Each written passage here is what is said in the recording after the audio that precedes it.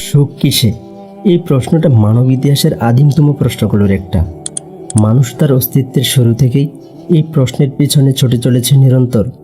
বহু বিজ্ঞানী, দার্শনিক, সমাজবিদ এই প্রশ্নের উত্তর দেওয়ার চেষ্টা করেছেন এবং করেছেন, কিন্তু সবাই ঘুরে ফিরে আমাদের সেই বস্তুবাদী দুনিয়ার দিকেই ডেকে চলে নিরন্তর। বস্তুবাদী দুনিয়ায় যদি সুখের আখড়া হবে, কেন আমরা সেই দুনিয়ার করুণ আর্তচিৎকার শুনি? কেন সেই দুনিয়া থেকে চাপা কান্নার স্বর আমাদের কানে এসে বাজে? কেন সেই দুনিয়ার সবচেয়ে সুখী মানুষগুলো বেছে নেয় আত্মহননের পথ? আগেই বলেছি, বস্তুবাদী দুনিয়ার চোখ দাদানো এসব আয়োজনে সুখ নেই। এগুলো নিজের আত্মার সাথে প্রবঞ্চনা, বই কিচ্ছু না। সুখের নাম করে নেহাত মরীচিকার পিছনে দৌড়ানো। সুখ আসলে কোথায়? এই প্রশ্নের সবচেয়ে স্পষ্ট, সবচেয়ে যৌক্তিক উত্তরটা এসেছে আল্লাহর রাসূল সাল্লাল্লাহু আলাইহি ওয়াসাল্লামের কাছ থেকে। তিনি বলেছেন, মানুষের শরীরে এমন একটি মাংসপিণ্ড আছে যেটা সুস্থ থাকলে মানুষের সারা শরীর সুস্থ থাকে, আবার যেটা অসুস্থ হলে মানুষের সারা শরীর অসুস্থ হয়ে পড়ে। আর তা হলো অন্তর। অন্তর যদি সুস্থ থাকে, সতেজ থাকে, তাতে যদি ভর না করে কোনো আত্মপ্রবঞ্চনা, তাহলে সেই মানুষটা সুখী। আবার যার হৃদয় আত্মপ্রবঞ্চনায় লিপ্ত, সে যতই সুখী হওয়ার বান করুক, সেটা দিন শেষে স্রেফ অভিনয়। বিখ্যাত ইয়েস ম্যাগাজিন একবার সুখী হওয়ার কিছু বিজ্ঞানভিত্তিক উপায় নিয়ে ফিচার করেছিল।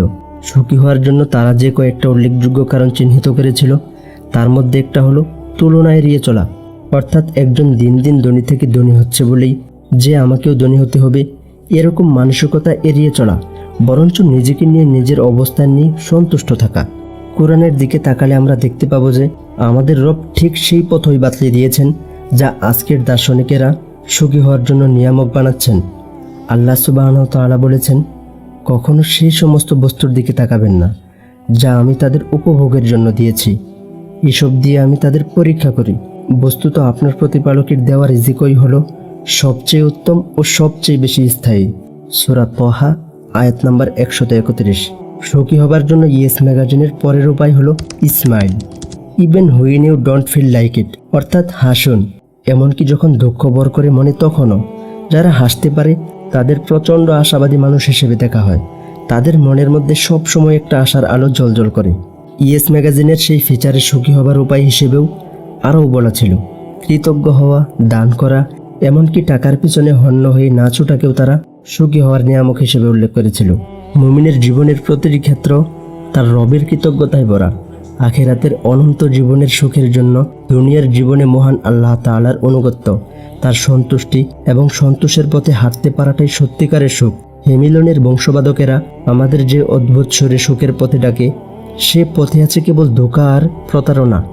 কর্পোরেট দুনিয়ার রঙিন চশমা পরে চোখের সামনে দিয়ে তরতর করে আকাশ ছুঁতে থাকা ইট পাথরের কোঠরে সুখ নেই। সুখ নেই বস্তুবাদী মহলের সংজ্ঞায়িত বড় হওয়া আর নাম কোরানোর বাজে। এসব নিচকই চূড়াবালি। খাদের কিনারায় পা ফসকালে যেমন তলিয়ে যেতে হয় অতল গহরে, এই দুনিয়া ঠিক তেমনই পা ফসকালি বিপদ। কোরআনের ভাষায় এই দুনিয়ার জীবন নিছক খেলতামাশা ছাড়া আর কিচ্ছু নয়। আপনার রব জানাচ্ছেন, এই দুনিয়া হলো নিছক খেলতামাশার ক্ষেত্র, একটা ধোঁয়াশা, একটা কূপ, একটা ফাঁদ। এখানে যা সুখ বলে ধরা হয় তা আসলে মরীচিকা। সুখ তো নিহিত আছে স্রষ্টার অনুগত্যে। এই কঠিন এবং অপ্রিয় সত্য যারা বুঝেছে, তারাই পেয়েছে সত্যিকার সুখের সন্ধান। সুখ তো কৃতজ্ঞতার অশ্রুতে, সুখ আছে অনুগত্যের মাথা নোয়ানোতে, সুখ আছে বান্দার নিরীহ আকুল ফরিয়াদে। তাই সুখ পেতে হলে আপনাকে ফিরতে হবে কোরআনের দেখানো পথে, অনুগত্য করতে হবে রাসূল সাল্লাল্লাহু আলাইহি ওয়াসাল্লামের হাদিসের। আল্লাহ আমাদের সবাইকে রবের দিকে ফিরে আসার তৌফিক দান করুন, আমিন। আপনারা যারা ইসলামিক ভিডিও দেখতে পছন্দ করেন, তারা আমাদের পেজ এবং চ্যানেলে চোখ রাখতে পারেন।